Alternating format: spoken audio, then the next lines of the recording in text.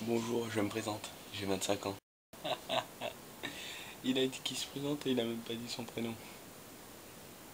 Excellent.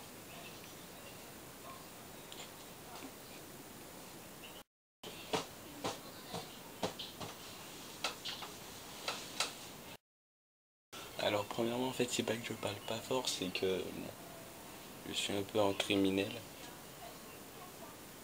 C'est la nuit, mes parents dorment. Aujourd'hui, je vais vous parler des rencontres parents-prof. C'est quelque chose, ça quand même, on est d'accord.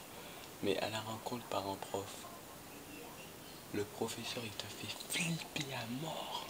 Mais un truc de malade, genre en cours c'est je vais te pourrir devant ta mère. Je vais te pourrir. Alors qu'à la rencontre c'est plutôt ça. Écoutez madame, bon, malgré ces 15 renvois au cours du premier trimestre et son 7 de moyenne, je pense que Timothée est un enfant qui veut réussir. Vous comprenez? Moi personnellement, moi je suis pour le garder dans ma classe.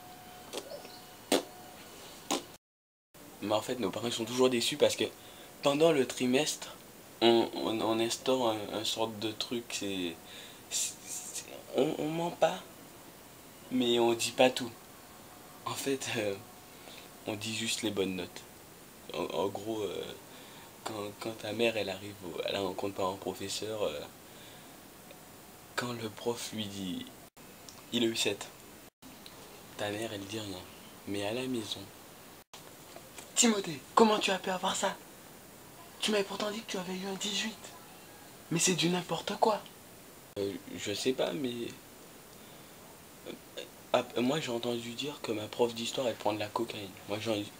Je sais pas, elle prend de la cocaïne, on sait jamais, on sait pas. Ces gens-là ils sont fous, on sait pas. Bon, tout ça pour dire que les rencontres parents-prof, c'est de la merde. À part si t'es un super élève quoi.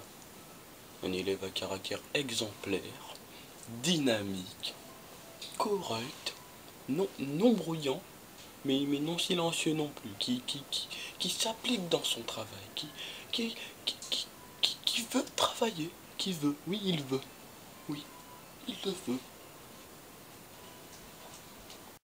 Alors moi, c'est Timothée. Donc si vous avez aimé, cliquez j'aime.